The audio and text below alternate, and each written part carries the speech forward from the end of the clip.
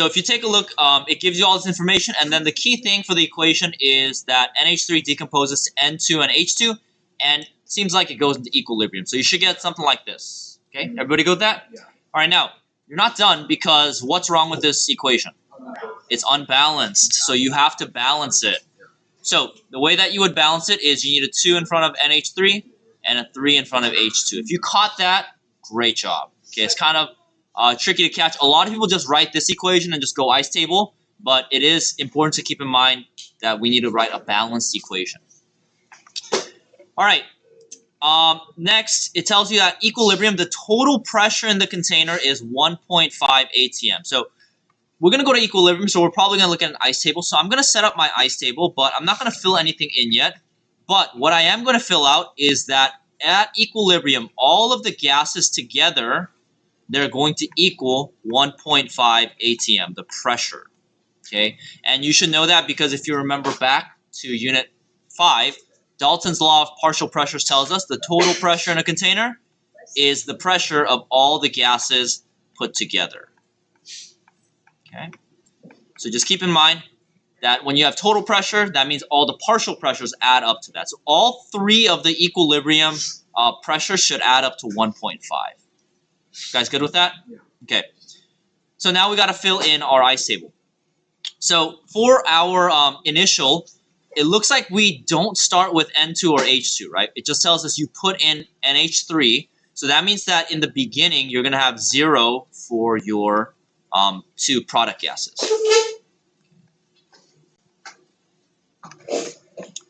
All right, that means that we need to figure out how much NH3 we start with. Okay, but we're looking for equilibrium pressure, so that means that what does the unit of measurement for this box have to be? Not grams, ATM. ATM, because equilibrium pressures add up to 1.5. So that means that the numbers here have to be ATM, right? So that means that equilibrium, we are looking for ATM. That means our entire ice table has to be based on ATM, not molarity, not grams or moles. It has to be ATM. Okay, so that's one of the tricks here. Unfortunately, if you look at the problem, we don't have the ATM of NH3, right? However, we do have some other information. We know the mass. We know that the mass is 100 grams. We know that the volume is 1,000 liters.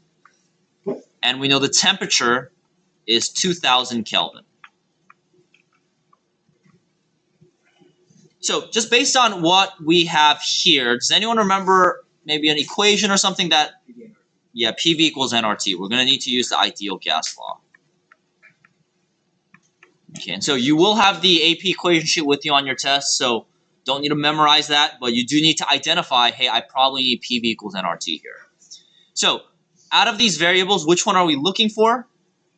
P. We're looking for P, so we're looking for pressure. So that means we are going to have to move V to the other side. So nRT divided by V. Okay, so we have most of this information already. R is a constant. It's going to be on your equation sheet. It's 0.0821. T we have right here, and V we have. Anyone remember what N is? Moles. So how can we find moles here? Yeah, NH3 with 100 grams. So let me give you guys about a minute or two to see if you can find the moles of NH3. See if you can plug in and see if you can get the pressure. Okay, so see if you can get the initial pressure of NH3. Give you about 2 minutes to do that, and then after that we will finish up the rest of the ice table. But if you think you can finish it from here, go ahead and try that out as well. All right, so first thing you want to do is find molar mass. Should have got 17 for NH3, and then that gives you about 5.88 moles. If you did 17.05, that's fine as well, or 17.04. And then you plug it into the ideal gas law, you get about 0.96. So that means your starting pressure of NH3 is 0.96. Okay, so we are going to change the system because it's going to go into equilibrium. What should we put into the change for this box right here? Minus 2x, correct. Okay, minus 2x because the coefficient is 2 and we're looking for the x unit. What goes in this box for N2? Plus x. And what about for this one? Plus 3x, good. All right, so at equilibrium, we're going to have 0.96 minus 2x. We're going to have x for N2, and then we'll have 3x for H2. Okay, now, if you look at this problem, again, partial pressure gas law tells us that all of this adds to 1.5, so we just kind of set it up in an equation. So it'll be 0.96 minus 2x plus x plus 3x equals 1.5 ATM. Okay, I don't need to put the parentheses because we're not multiplying or dividing anything here, so we can just straight up go plus and minus, and then we can solve for x. So let me give you about a minute, see if you can solve for the value of x, and then after that we need to find Kp. That's the last thing we're looking for, so see if you can find x and then Kp right after. We solve for x, that's 0.27. However, what's the question asking us to find? Kp. So we got to take this value and we're going to plug it in for all of the equilibrium pressures. And we know that Kp is equal to, let me get rid of this real quick.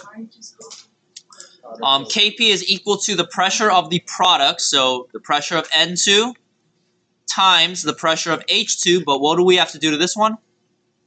To power 3. Yeah, power of 3 divided by the pressure of NH3 to the power of 2. So that's how we finish up the final answer. So find Kp. K value is products divided by reactants. Just don't forget the exponents with the coefficients. And then so you need to plug in x for all these to find Kp. So let me give you about 3 minutes to do that, and let's see what you get for Kp. All right, guys. So for your equilibrium pressures, just plug in x, and then you should get 0.42 for NH3, 0.27 for N2, and 0.81 for H2. And then you just plug in the Kp formula, and then you should get about 0.8.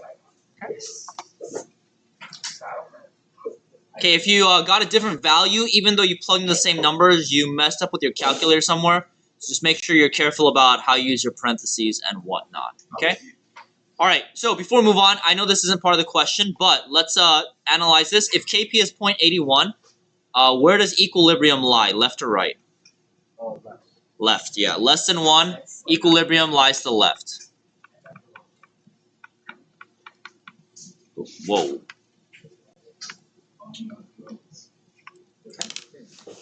All right, so that is, I guess, I'd say this is probably about the hardest ice table type of problem you'll have on your exam. Most of them will be a bit easier than this. There's a lot of different components.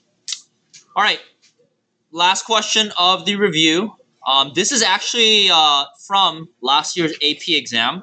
So I just kind of copied and pasted from it. So let's see if you're ready for the actual AP exam in terms of your knowledge of equilibrium. I know this is really, it's the full page, so I can't put it all on the screen. So if you have it up, you guys can try it out. But let me give you about 15 minutes, and then see if you can do as much as you can, and then we'll go over it together. Okay, so for this problem, it starts off with actually a non-equilibrium problem. The first part is about is pretty much just molarity. So let's take a look at the situation. So it has an image for you, but if you just break it down, basically in this container, we have 35 mils. The concentration is 1.85 times 10 to the -3 molarity, and then it gives you the compound MgNO3. Okay, and then here you're combining it with this solution right here, 50 mils, 2.8 times 10 to the -4, and NaOH. Okay, so just mixing them together. Make sense so far? Okay, so what the question is asking is, what is the concentration, and how do we measure concentration? Molarity, or moles over liters, after the two are combined. So basically what you're trying to figure out here is moles of Mg2 plus and the volume. Okay, now it tells you before any reaction takes place, so don't worry about any chemicals reacting. And then it tells you the volumes are additive. So that actually tells you a lot of info about the liters. So how can you find the liters? Yeah, it's additive, so you add the milliliters, yeah, or liters. So first milliliters is 35, and then 50. So if we combine them, that's 85. And then we need to turn this into liters, so divide it by 1,000, so 0.085 liters. So that's the first part of this problem, finding just the liters. So far, so good? Yeah. Okay, so we got the liters now, and now we need to find the numerator, the moles of Mg2+. So to do that, we have to look at the solution that contains Mg2+, which is going to be this one right here. Okay, we need to find moles of Mg2+. It gives you the molarity and the milliliters. And we know molarity is moles over liters. How can we find moles? Yeah, you move this to the other side, and then the operation will become multiply. So all you have to do is multiply the molarity and the liters of this solution right here. Okay, so if we take a look at the molarity of this solution, it's 1.85 times 10 to the negative 3. It's a 1-to-1 relationship between Mg2 plus and MgNO3 2. So that means the molarity is going to be the same. So it'll be 1.85 times 10 to the negative 3 times the liters, 35 milliliters, is 0.035 liters. So that will give you moles, and then you plug it into the molarity formula with your combined volume, and that will give you the molarity of Mg2+. Okay.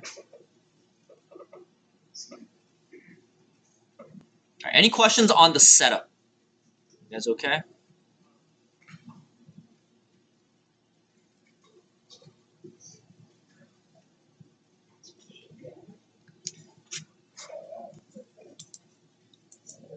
All right, guys, so let's take a look at the moles. Just multiply these two. You should get about 6.5 times 10 to the negative 5. Everybody good with that?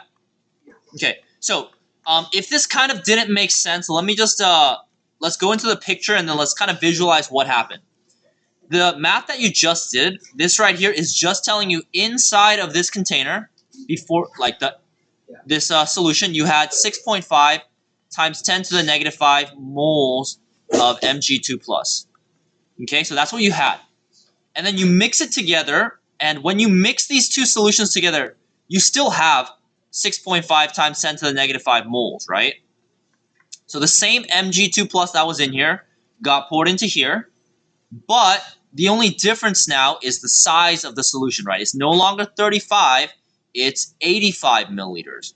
So to find the molarity of Mg2+ when it's combined, you just need to take this value, divide it by the combined volume, and that will give you the new molarity. So basically what you did was you diluted the Mg2+ because you made the volume bigger. That's the scenario. So what you're doing is just figuring out how much Mg there was in here, and what's the concentration when you put that same Mg in a bigger solution. That's pretty much it. Okay. And that'll give you a concentration of 7.6 times 10 to the negative 4 molarity. Okay, and this makes sense because if you dilute something, the concentration goes down, right? It used to be 10 to the negative 3, now it's 10 to the negative 4, so the concentration is lower now, it's a smaller number. Okay, so that's part A. And we will need this for the following parts, so just make sure you guys have that down.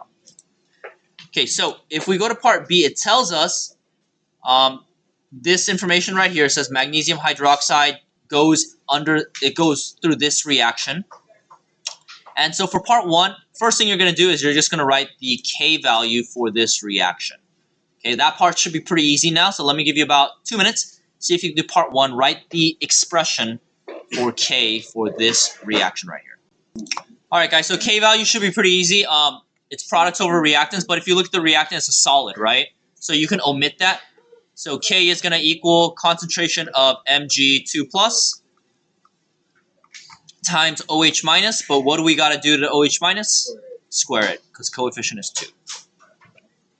So that's your equilibrium constant expression. It's what we've been doing already, so that one should have been pretty easy. Okay, so it tells you here that after you combine the solutions, but before anything happens, OH minus is 1.6 times 10 to the negative 4. Okay, so here it's asking, given that information, God bless you, it's asking to find the reaction quotient Q.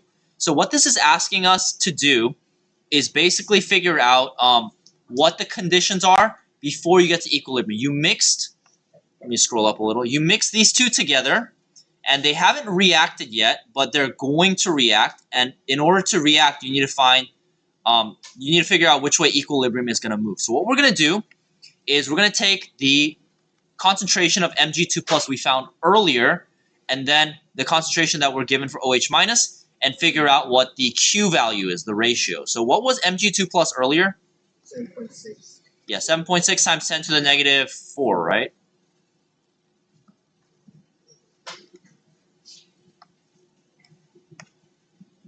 Okay, and then we're gonna use this information right here, 1.65 times 10 to the negative 4 squared, and that's gonna allow us to find Q.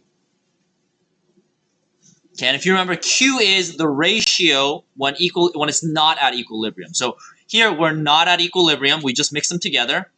So we're just trying to figure out the ratio when it's not at equilibrium. So take a second, calculate that out, and then I'll show you guys how to finish up the problem after.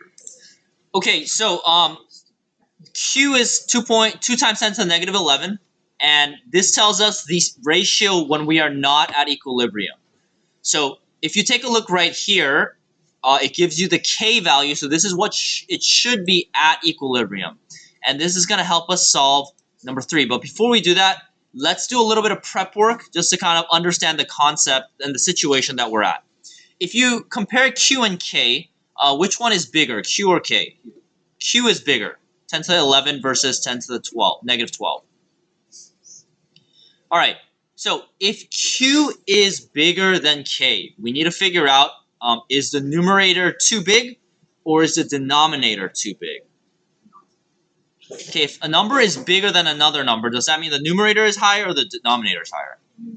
Yeah, that means that Q has, right now we have a bigger numerator. Okay, just remember in terms of math, if you increase the numerator, right, the top of a fraction, the number is going to get bigger. If you increase the denominator, that means the number is going to get smaller. Okay, so if Q is too big, that means it has a bigger numerator than K. Okay, if you have a bigger numerator when it comes to equilibrium constants, does that mean you have too much product or too much reactant?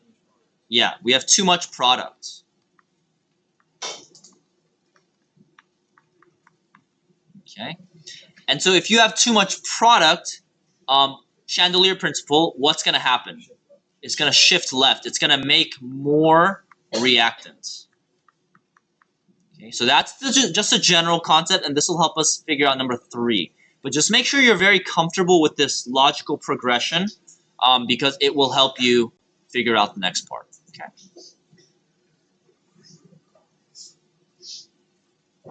Okay, so for part 3, the last part, we're going to predict whether a precipitate will form when it is mixed. Now, if you guys remember, what does precipitate mean?